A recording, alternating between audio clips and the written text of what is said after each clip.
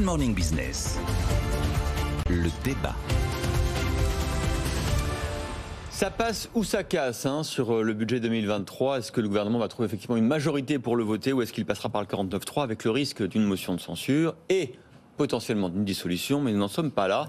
Nicolas Dos, vous avez décortiqué le budget et les propositions des différents groupes parlementaires pour voir si on pouvait trouver un consensus. Alors j'ai regardé effectivement ce qu'on appelle les poires pour la soif. Vous savez, il y a toujours des choses qui sont là pour essayer de déminer des terrains minés, par exemple sur les retraites. 65 ans c'est miné, la poire pour la soif c'est on arrive à 63, 63 et demi avec une clause de revoyure en 2027. C'est comme ça que les choses généralement aboutissent à des compromis. Là, je vais commencer par la fin comme dans les bons média training. Non, il n'y aura pas de compromis parce que les poires pour la soif suffisent pas. Il est à peu près évident que quoi qu'il arrive, c'est le 49.3 qui va permettre de trancher cette loi de finances 2023. Qu'est-ce qu'il y a comme compromis ? La contribution sur les super profits, elle a été validée par les 27, pour valider au niveau européen, ce qui n'est pas une arme fiscale, mais une contribution effectivement sur ce qu'on appelle les rentes. Alors là, vous avez des élus macronistes très très en pointe sur la question des rentes. Après, il y a l'amendement porté par la majorité qui va décaler en 2024 la baisse des impôts de succession. C'est pour éviter d'ailleurs de ressusciter le président des riches. C'est pas le décalage d'un an, si vous voulez, qui va tout d'un coup permettre de réunir une majorité. On va avoir des niches fiscales attaquées. Je suis sûr qu'on va reparler un petit peu de crédit d'impôt recherche. Ouais. Voilà. Il y a aussi d'ailleurs le crédit d'impôt des services à la personne qui coûte 5 milliards. Ouais. Le crédit d'impôt recherche coûte 6 milliards. Mais il y a c'est des pareil. députés qui veulent revenir sur le crédit d'impôt pour le soutien scolaire, oui. Le plafonner à 1 000 € et non plus dans l'enveloppe des 12 000 actuels. Voilà, ça c'est notamment sur les services à la personne. Mais bon, Bercy a toujours sanctuarisé ce crédit d'impôt recherche. Après, il y aura un amendement Renaissance pour essayer de baisser un peu les effectifs des opérateurs d'État, avec une exception au nom de la grande écologie. On stabilise les effectifs de l'Office national des forêts, parce que le vert, c'est important, vous comprenez. Il y a la TICPE réduite pour l'avion. Il n'est pas impossible qu'on décide qu'elle est supprimée, cette TICPE réduite, quand il s'agit des jets privés. Ce serait pour poursuivre la petite polémique. Enfin, vous avez vu comme c'est picrocolin ce que je vous raconte quand même. Après, il y aura un bras de fer en vue sur les finances locales. Bercy va sortir la super note de la DGFiP, qui constate que 2022 est une très bonne année pour les finances locales, nettement meilleure que 2019. Donc là, on va batailler un petit peu sur ce que chacun peut faire, ce que chacun doit faire. Je serais pas surpris que la gauche nous dise, bon, écoutez, là, c'est dur 2023. Donc la fameuse suppression en 2 ans de la CVAE, on abandonne. Ils vont essayer d'obtenir l'abandon de la suppression de la CVAE au nom du cadeau des entreprises qui devraient normalement bénéficier à la solidarité nationale.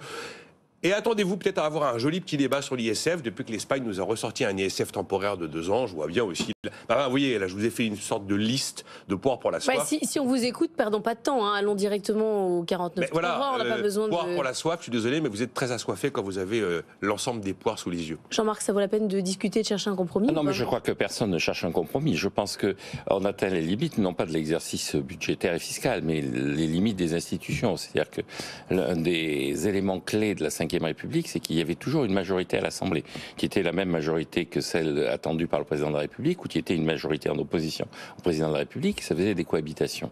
Ce qu'on appelait le fait majoritaire permettait, par rapport à ce qui se passait dans les républiques précédentes, de dégager une majorité stable. On n'est plus dans cette situation, donc on est dans un cas qui est imprévu par rapport à la logique intellectuelle de ce qu'était la Ve République, et dans un cas dans lequel, effectivement, je pense que les deux camps en présence, c'est-à-dire le gouvernement et le président de la République, et l'opposition qui est en majorité cumulée, si on fait toutes les oppositions, elles ont la majorité, cette opposition a l'intention d'en découdre.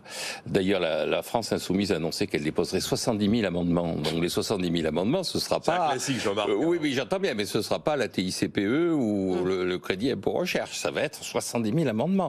Le Rassemblement national a annoncé qu'il voterait la motion de censure, quelle que soit l'origine de cette motion de censure. Le président de la République a annoncé que s'il y avait motion de censure, il y aurait dissolution. Le débat ne tourne pas à l'heure actuelle sur le fait de savoir s'il faut retarder ou pas la suppression de la CVAE. Le débat porte sur est-ce qu'on va vers une crise institutionnelle, sachant que les deux camps en présence annoncent qu'ils sont clairement prêts à l'affrontement institutionnel. Tout le monde se moque du fond du budget, en fait. Alors, le fond du budget. Et donc, le résultat, c'est que effectivement, on va avoir un budget qui va être rejeté. Et ce dont je me réjouis implicitement, parce que je pense que effectivement, ça fait très longtemps que le Parlement aurait dû exister en rejetant des budgets qui n'étaient pas conformes au traité qu'il avait voté précédemment, mais il va rejeter sur ce budget pour des raisons. Pas pour ça. Voilà, pour des raisons que je trouve des raisons tout Alors à fait. qu'il l'aura presque pas regardé. Oui, il l'aura pas regardé. Des raisons qui sont totalement perpendiculaires à ce qu'elles devraient être les raisons de son rejet. Après, toute la question sera de savoir si effectivement, dans le cas d'une motion de censure, les oppositions de droite et de gauche s'allient pour faire tomber le gouvernement, Oui. avec le risque de dissolution. Absolument, c'est le seul véritable enjeu, mais c'est pas la TICPE ni le crédit Bien impôt sûr. recherche qui La va être CVE. l'enjeu de ce débat. Non, mais c'est vrai que c'est à bout de souffle au niveau des institutions. C'est très très marrant de regarder comment on peut mettre 150 000 amendements. Vous savez, j'augmente la fiscalité des riches de 0,1, je l'augmente de 0,2, de 0,3, de 0,4, et vous alignez les amendements comme ça. C'est très tout à fait intéressant. merveilleux. C'est Allez, très on va- enrichissant. Hein, On va le sabrer le champagne avec notre invité, ça nous fera du bien, puisque c'est le mariage entre François Pinault et la famille Henriot, qui est le mariage du Bordeaux et du Bourgogne avec un zeste de champagne.